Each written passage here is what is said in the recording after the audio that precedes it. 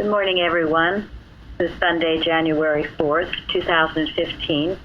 Our lesson subject today is God. We, however, are going to continue on with our article on obedience. We stopped on page 117. I think we finished up the second paragraph. I just wanted to make sure to remind you, where Mrs. Eddy says, Reverend Dr. Talmage said that there are wit, humor, and enduring vivacity among God's people. Make sure that when you think of yourself, you include those qualities: wit, humor, enduring vivacity. I mean, we're not all this sluggish church people, as Saturday Night Live like to say.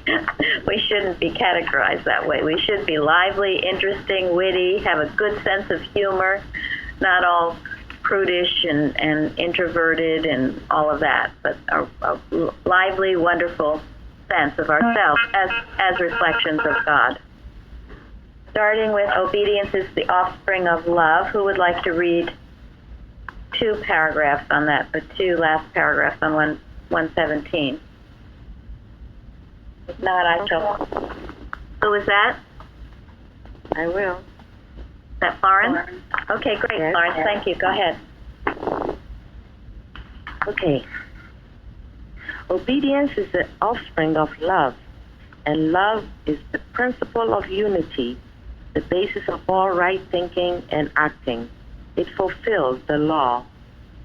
We see eye to eye and know as we are known, reciprocate kindness and work wisely in proportion as we love. It is difficult for me to carry out a divine commission while participating in the movements or modus operandi of other folk. To point out every step to a student and then watch that each step be taken consumes time. The experiments oftentimes are costly. According to my calendar, God's time and mortals differ. The neophyte is inclined to be too fast or too slow. He works somewhat in the dark and sometimes out of season.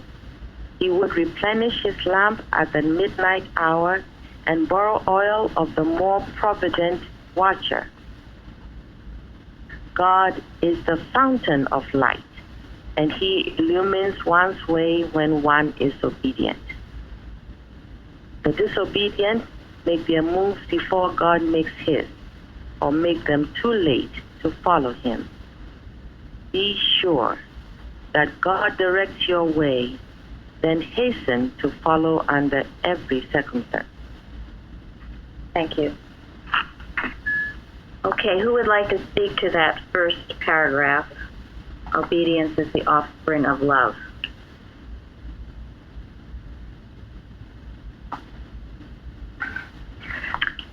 I think, yes, obedience is the offspring of love, and thinking this is not something I got way back when I started.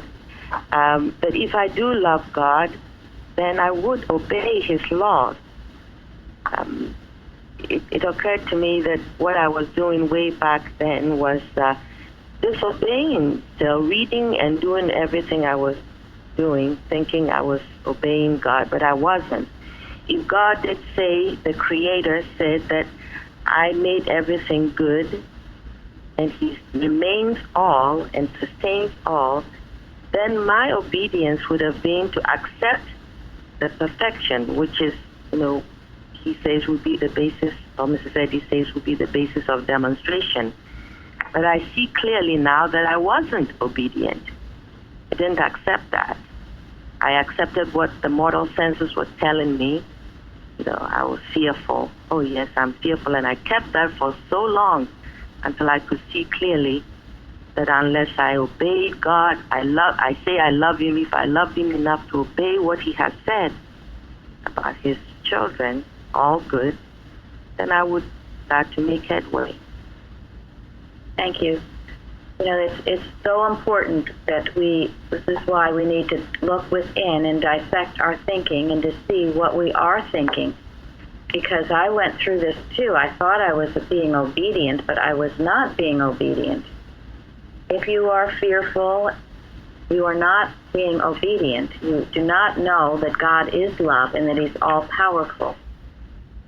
They were words to me, and I had to really struggle to get past this sense that it was just all words. And I was afraid of God.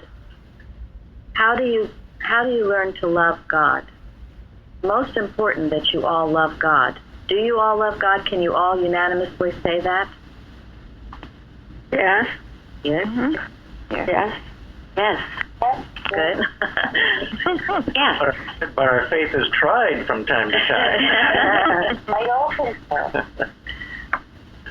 Well, how do you get? Because I can say for myself, if I was so afraid of him, I'm not sure I loved him. I was afraid of him, but not in just a respectful way. I mean, I was really afraid of him. I did think he was, a god of wrath that was passed down unintentionally by my mother, I'm sure, because that's how she was raised, and she didn't mean to do that, but that was the old theology she was brought up with. I was afraid that I'd been left out of God. Somehow I've been left out. That's a good point. Yes. Or that, I'm not worthy of His love. So, yes. Yeah, that I'd done something basic wrong somewhere way back in time, and I was left out. Yeah, and you can sometimes feel that way, especially if you compare yourself to others. In the next Liberator, there's going to be a good article by Samuel Greenwood that takes that up, about this idea. It's not a good thing to compare yourself. I mean, if you want to do that, there'll always be those who are better or worse, but it's not a good place to go. It's between you and God. And if you accept, and you need to accept this unconditionally, that God loves us all equally. I was just reading that this morning. It's a matter of who receives that love or not. So He loves you as much as He loves John Doe. So what you need to work with is your receptivity of it. How could you block out God's love? You can't. It's always there. That's true. It's always there, but if you're not receptive to it, then you don't get it, because you don't really receive it, because you're not opening your heart and knowing God. I mean, you cut yourself off. yes. We can also block it. Yesterday when we talked about Sarah, God was always with Sarah and Abraham, even when they were not listening. Yes. He is always with you, and He's always talking to you, and He always loves you. Bruce? I was going to say, one of the ways you can block off this love is if you accepted one of the arguments of unworthiness. Yeah. Because that was mentioned earlier. This paragraph starts with obedience is the offspring of love, love with a capital L. The fundamental truth that's been taught in Christian Science is man is the offspring of God. So think about this basic truth. It's an inherent part of our nature to do right, because we are the offspring of this love, this great love. We got to dust off a few things before we can see it clearly. Yes. So, that is a good point, and that's a dissection of your thinking. If you think you're unworthy of God's love, that would block it out, because it's pouring forth to you. You are worthy as God's child, and if there's something in your past that wasn't so great, then you go through these steps we've talked about of realizing what you've done, repenting to God, to anyone else you might need to, and then dropping it and go forward. But this is keeping your slate clean. And another, which plagued me, was the idea I was afraid of him. So how could you love someone you're afraid of? I had to get past that. And I was afraid of him because I had accepted the old theological view that he was subject to wrath, and that maybe, any bad thing that ever happened in my life, that was God doing it. What's wrong with that one? Blaming God for misfortune. And that's not the way God operates. It definitely isn't. It isn't. And I had to really clear that and realize if anything I thought was bad in my life, God, it was a lack of God, not God, a lack of God. And to get down on my knees and find out more about Him, understand Him more, and learn to love Him more. Because I'm telling you right now, this whole article will be washed down the drain. If you don't love God, you forget about being obedient to Him.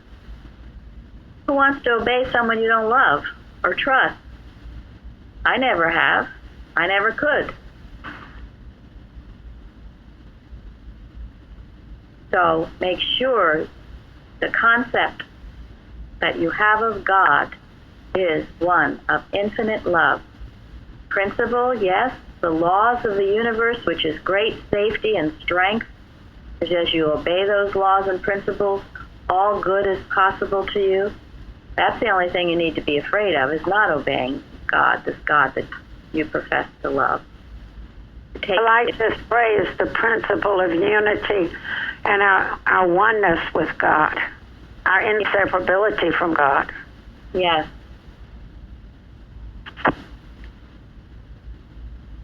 So this little paragraph is of great importance. And then love is the principle of unity. Yes, your unity with God, and then our unity with each other. How do we find each other? It is in our love for God. That's how we find each other. That's how we have something in common. In our love for God and our reverence for this great, good, all-powerful God. That's the only way that this unlikely group would have ever come together like where we are. Common thread is our common Father. Yes.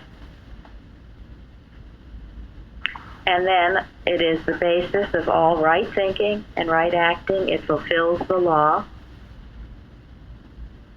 And then I love this. We see eye to eye and know as we are known. Reciprocate kindness and work wisely in proportion as we love. Let this be in your heart a rule, a principle of, if you will, this church, this gathering of people, that we can look eye to eye. No deflection. That we know as we are known. We know each other as we know ourselves, and we help each other as we know ourselves. When you know yourself, you can reach out and help someone else, but then and only then. And then the kindness part. Reciprocate of kindness, and the church is full of kindness. And we work wisely, because wisdom and love are inseparable too. Anyone else on this?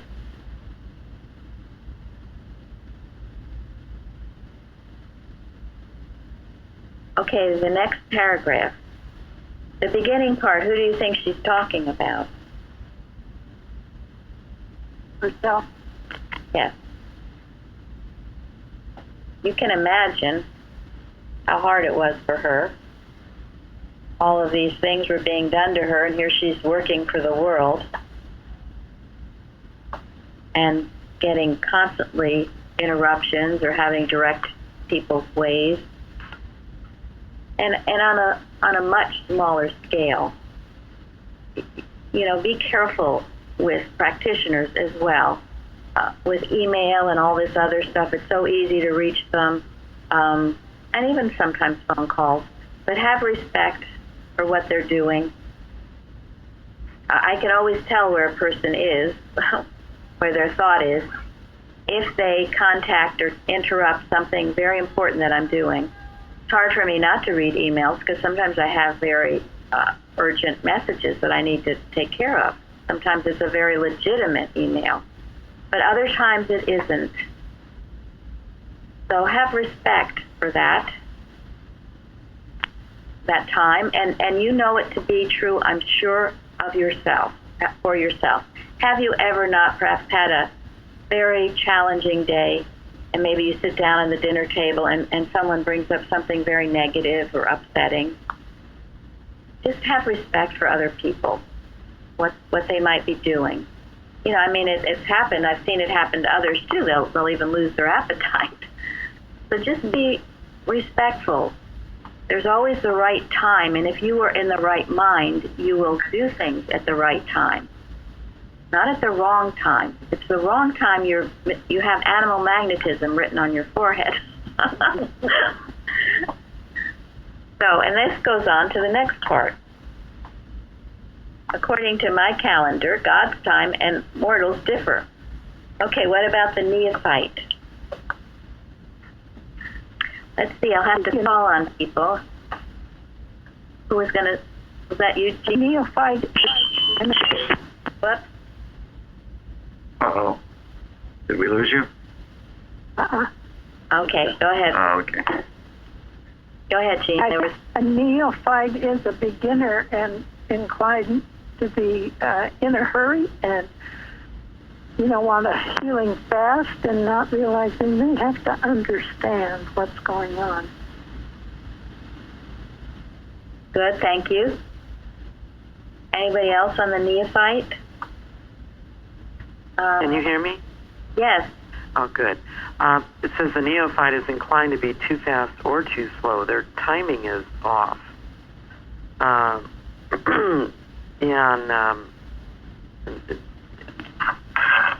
So they're not always in the same timing with God. They're trying to go either too fast or too slow. And then it goes on to say about that he works somewhat in the dark and sometimes out of season, and replenishes his lamp at the midnight at the last minute, borrowing somebody else's oil. And so maybe their heart is willing but the flesh is weak, sort of thing going on there. And but I know that for myself, sometimes that self-will gets in the way. Yeah. Thank you. Thank you very much. Anyone else on that? Go ahead. Yeah, I was going to say, I also took it to mean that, sometimes they work outside of their understanding. The study says, we prove what we know through our demonstration, and you need to, you start with smaller works, and sometimes it's easy to get exuberant or, just, jump ahead, and, always want to, work outside of your, where you're at. Right. You think you're somewhere that you're not, so you're bumbling all around. And I remember well being in that place, very uncomfortable, because usually if you don't know you're wrong, you end up finding out you're wrong, getting to the wrong place at the wrong time, or too fast, too soon, too slow. And who is a neophyte? We talk about them out there. Well, I feel like I am one. So do I. Yeah, it's a state of thought, isn't it? Mm-hmm. It is. Yeah. That's a very good point. It is a state of thought, and it's when you get into the human mind that you put yourself in that state. So you can be in science, quote, a long time, and be a neophyte when you're in the wrong mind.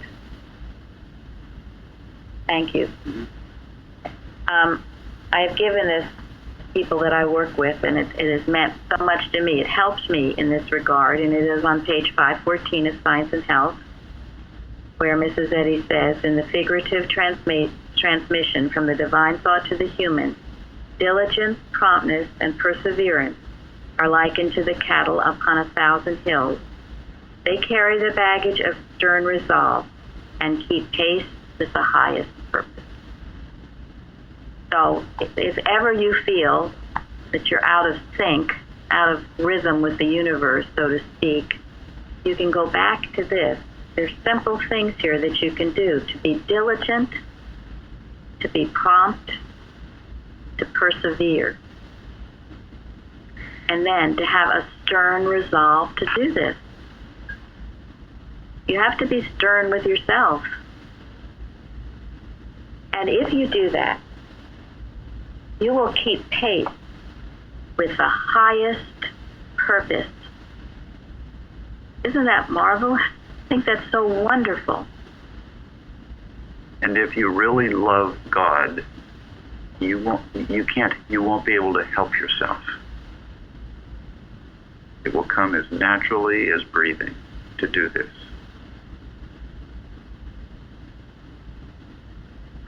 And if you ever find yourself out of sync, which we all do, you can go back to it and ask yourself, have I been diligent? Have I been prompt? Am I persevering? Do I have this stern resolve? Those simple things, they're very simple. You know, I've noticed, I've talked sometimes to shopkeepers and people like that, and they say they just can't find right people to work. Everybody comes late. Nobody cares about what they're doing. Nobody puts their heart into the work.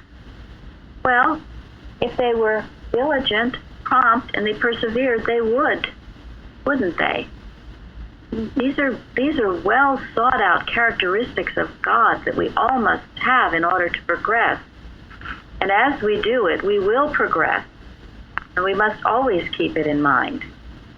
And then have that stern resolve not to let yourself slow down or speed up, but keep that rhythm with God. I think of it, you see a beautiful rider on a horse. That rhythm, that flow, he keeps going, he keeps up, he's just there. So it should be with us. And I promise you, you do those things, you will keep pace with the highest purpose. You will be, as we talked about last time, never off guard, never ill-humored, never unready to work for God, and the first one, never absent from your post. The promptness here found so necessary it makes you stay alert, or made me stay alert to be prompt with negating these false senses that come. At first, I didn't think of promptness that way. I was thinking more like, being prompt to work and stuff like that. But the promptness of being ready to see what's trying to come in and handle it. Definitely. Absolutely. Thank you. Because, yes, if you're prompt, getting places and that kind of thing, you'll also be prompt in casting out the wrong suggestions. It all goes together. It's all a matter of the standing at quarter at the door of thought. I've seen it recently, someone who just procrastinated so much, so often, just put things off and off and off. And pretty soon, it was just an overwhelming state. And when you get in that state, sometimes you feel like you just want to give up. And that's not good. So don't let that happen. You know what it means to be asleep, spiritually asleep. Yes, spiritually asleep. So, thank you. And then the other side of promptness is when you do feel God's impulsion, when your spiritual sense is alert and you feel the direction to go to do something, do it promptly. Don't sit around and think, well, wait a minute, is this from God or is it not? Is it something I should think of, Because it's easy to second guess what comes to you through your spiritual sense. And I think that's one of the things that distinguishes a worker from a neophyte. A neophyte is still testing their spiritual sense and unsure of it, easily distracted from it. That's important because we always have reasons to second guess instead of listening and prompt ourselves and doing something. Yes, Benjamin said you always have reasons to second guess, and I think the next paragraph we're going to take that up. So the end of this one is that God is the fountain of light, and he illumines one's way when we are obedient. So feel that light shining on you, and listen, and make your moves, and And you will learn by your mistakes, and don't be afraid of making a mistake. Better to do something than nothing. And Abraham certainly was a good lesson in all of this. When he moved at the right time, or when they moved too fast, moved too slow, were great lessons from our study yesterday. Yeah, thank you. That reminds me yesterday, I don't know if it was from Bruce or from somebody through the phone. Yeah, that was from Tom in New York, when he said, even when we don't understand the commandments that God is giving us, like Abraham, he didn't really understood that very much when he was told to sacrifice Isaac. But he was prompted, it's using that word, to do it. Even though it wasn't clear to him, but he wasn't like, he didn't hesitate. Like God said, and he allowed himself and just do it without even any hesitation, even though he wasn't, the command wasn't clear to him. And he did, and it was a big blessing to him and to all of us. It was. Learned a lot about the false sense of sacrifice and the true sense. And also, this whole lesson is wonderful about, it's always, we don't have to give up anything but our misconceptions of it. And in this case, a personal sense. Personal sense is that you own it, you control it, it's yours. You have this power apart from God. The bad thing, personal sense, and it must be given up on all accounts, every way. A personal sense of things. And by putting Isaac on the altar, Abraham was showing his willingness to give it all to God, to give up this personal sense of ownership, give it to God. And by doing that, he received Isaac back in a beautiful form, because God was in the middle of it, and the personal sense was gone. I have a question Okay. about that. Why did God test him with Isaac? Well, for one thing, the Bible, it's not that God does these things particularly, but perhaps Isaac or Abraham needed this test. He was testing himself. He was perhaps testing his own conceptions on things. So he stopped human sacrifice. I think it was stopped when he did that. There was some human sacrifice going on at the time to the gods, and it's my understanding that because he did this, it actually stopped that. Yeah, thank you, Linda.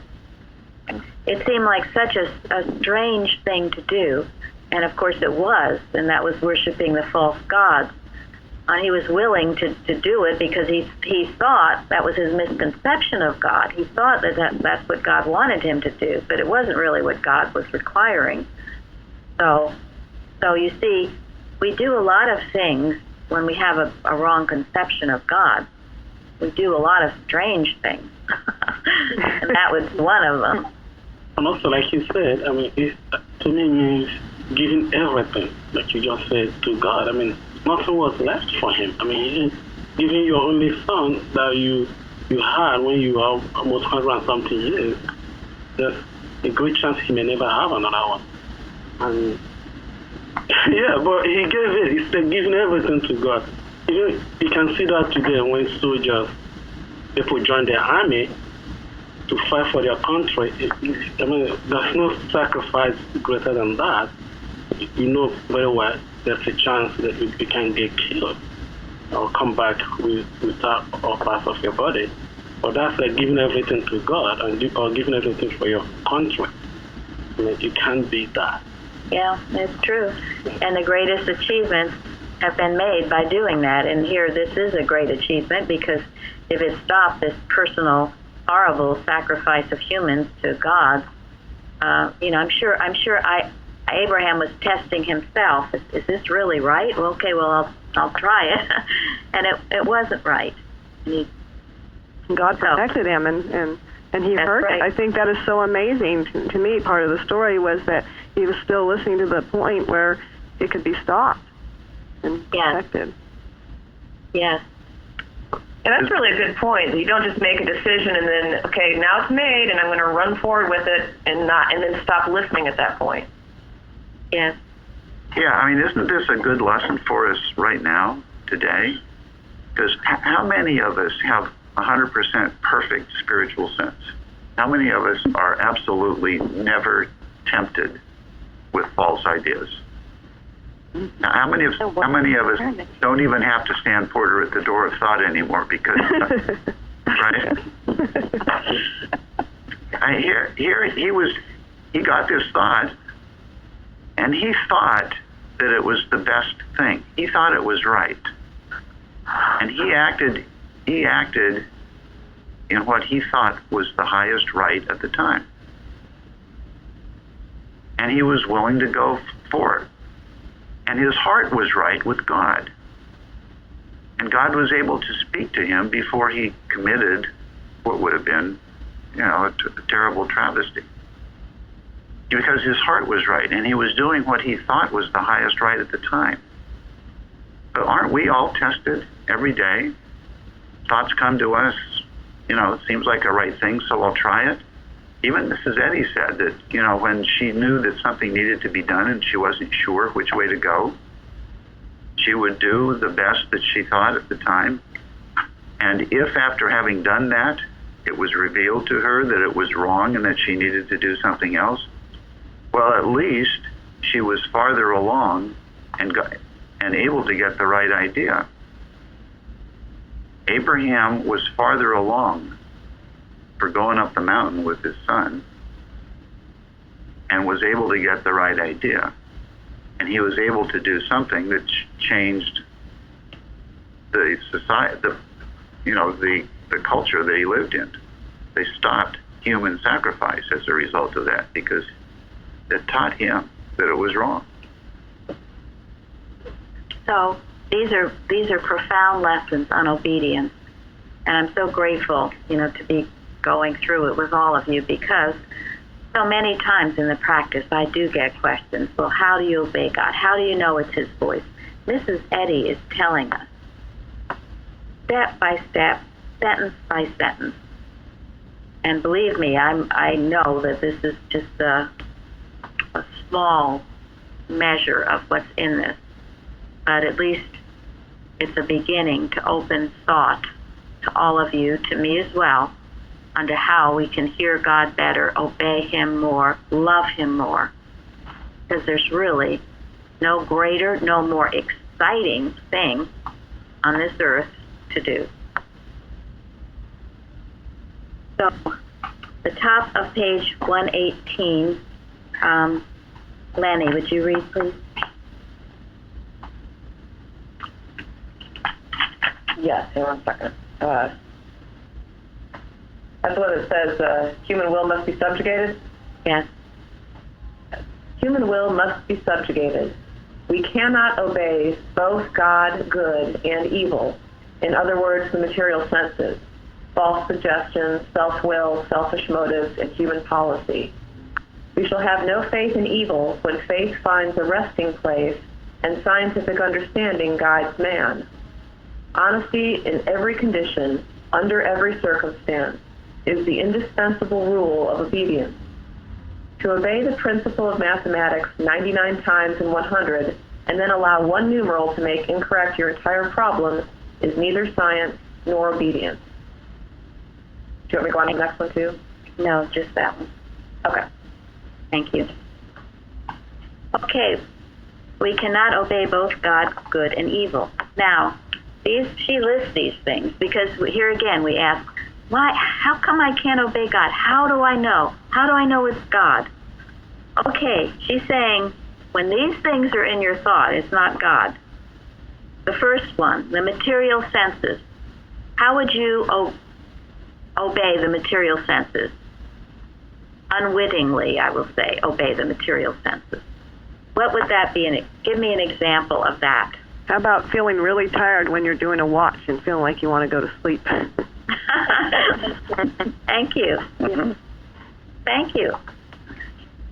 I mean, at this point, you definitely should know that that is not God speaking, and you should rouse yourself. But that's a good example, and there are many others when you were supposed to be perhaps somewhere or doing something, and you're feeling really tired and sleepy, and you want to give in to that rather than to fight it. Thank you, Linda. That's definitely a material sense speaking. How about seeing a person on the street dressed kind of ragged, not very well shaven, and not very happy, and being afraid to go up to that person, or hoping that that person doesn't walk into your church? Very definitely. You're judging by the material senses, and you're listening to the material senses. So, and there are other ways. So if your body is giving you problems, physical problems, and you start bowing down to all of that rather than rising in rebellion against it. You're going along with the material senses. If you look at a news program and see all these countries being blown up and think, oh my gosh, world's going to hell. Material senses. There's no God in that. Where is God? Keep asking yourself, where is God? Where is God in this? Where is it? Because it's a counterfeit, and right in that very place is the presence and power of God. And we must be the Minutemen and women that see that, whether it is a homeless person, a sick body, a news report. You be awake and alert. Don't obey what the material senses say. Okay, false suggestion. Perhaps it could also be when we are in sympathy with erroneous stories. People tell us things and we get impressed by them. Very good. That's certainly false suggestions. Yes. And then perhaps that we get so carried away that we start humanly giving suggestions that have nothing to do with the truth. Yes. Yes, then you really get it. Then you really are falling for the false suggestions. The false suggestions are lies. Right. We were at a restaurant the other day, and there was a table of women talking about false suggestions. And I just started to really work to know that only the voice of God could be heard, because I wasn't going to sit and have my meal listening to false suggestions. And they did stop. I didn't have to go over and tell them to stop, thank goodness. I was very much tempted. But their conversations changed to something else, and I was very grateful. We mustn't listen to false suggestions. They were having, it's sometimes called an organ recital. By organ recital, they're talking about all their sick organs. Nobody needs to listen to that. False suggestions. Lies. They're lies. Yeah, I think we had a lot of that a few months ago, or perhaps a few weeks ago on the news. I mean, you cannot tune the news or pick up a newspaper. It was all Ebola. Ebola is coming. All of us got to be talking to that, and then a lot of people were buying into it, and the atmosphere was so fearful. Yes. And nobody was actually talking about God, or what is God saying about it, if these things are true or not. And that's what everyone wants us to buy into, and then eventually, take over our thoughts and our health. Well, thank God we work on it, and we work on that, and then the suggestion stops. I mean, it has come down so much, and we need to be so grateful for that, because when it's blaring its ugly, raising its ugly head, it looks awful. So we've worked, and it is vastly quieted down. Now it's all the flu stuff, and we equally handle it as a false suggestion, lying, and this is being obedient. If you don't do this, you're not obeying God, and that's why you feel miserable. So obey God and feel great.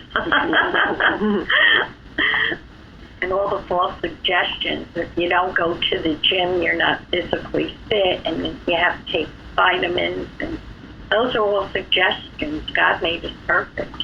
Thank you. Yeah, I kiddingly told Jeremy we were trying to think of the new theme for the Liberator. So, right now all the magazines is a new year and a new you. So I told him that would be our theme. So he he got this picture, these buff-looking couple jogging, and then all hair loss taken care of, a whole list of all these remedies for the new year and the new year. But anyway, we can have a new year and a new us, but in God, and exercise certainly in the right way, in the right manner. We don't want to sit around and be couch potatoes, but we get the proper exercise, of course, but not making a God of it. So I like what she's saying here. I mean, you cannot trust these suggestions and say to yourself that you also trust in God. I mean, you just cannot do both. It's not possible. And that's what she's saying here. It's either you are trusting God or you're trusting the other stuff. You're absolutely right. Very good point. One or the other. I was so relieved coming here to learn that there is no gray zone, because I lived in a gray zone. Is it right? Is it wrong? Maybe it's right, kind of right, half truth. Yeah, okay, it's okay for them, maybe not for me. Everything's kind of equalizing everything. It was a terrible way to live. It's either right or wrong by God, not by Mary or by anyone else, but by God. By God, all of these things are wrong, and if we listen to them, we are sacrificing our obedience to God. Okay, self-will. Yeah, there is an error. Yes. Yes. I know what I want, and I'm going to go get it, by darn. Yeah. My way or no other way. My way or the highway. No, and I mean, this is the way to get off your obedience course. When you're, there's something in there, and you can even cover it up. You can smoke screen it with, well, this is what God wants me to do, or, this is really God's plan. But you know darn well, you should know darn well, that underneath that is a self-will. This is what you want. Therefore, you will project it in whatever way you can, and you'll get it to look good, to make it seem like maybe it's God's will. But basically, it's your will. Watch out for that one. That can be subtle. If you have to push it, it's not God's will. Yes, that's a good indication. Also self-justification, Yes, which Christ never did. yes. Right. He never justified himself. And if Never had to. No, if you have to do something and explain to everybody why you're doing it, well, then there's something wrong about it. Let's see. Next is, selfish motive.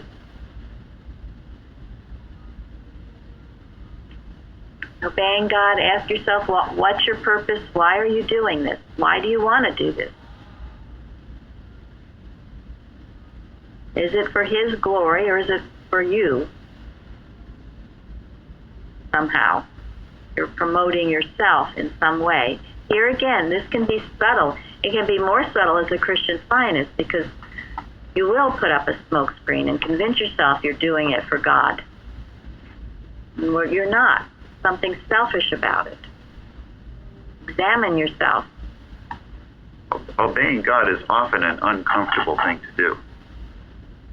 And if I run from those things that are uncomfortable,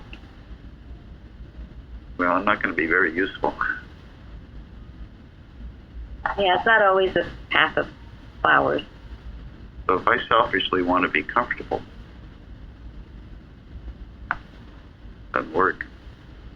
And what about the last? Get to a point though where you feel uncomfortable if you don't, obey what you're being led to do. Because I felt that way too, where something just builds up in you and you're not, it's not real easy to ignore. Yes. Exactly. And that shows. Though, oh, sorry. Go ahead. No, I was going to say, but there is a peace, though, that, you could find anywhere if you didn't do that uncomfortable thing. So, well, that's right. It eventually comes back to where you have to do what's right. Yeah. You have to. You're right. Yeah, and if you take the wrong turn and do what's wrong selfishly, you will find out. You will reap those rewards of your selfishness, and you'll have to crawl back. But Lenny's right. You should get, as you grow in science, you should get where you are feeling this uncomfortable thing when you're disobeying God. And then on the other hand, as Lawrence said, after you obey it, even if it was initially maybe seemingly hard, you will get a great peace and a greater understanding than you never have had. Okay, human policy.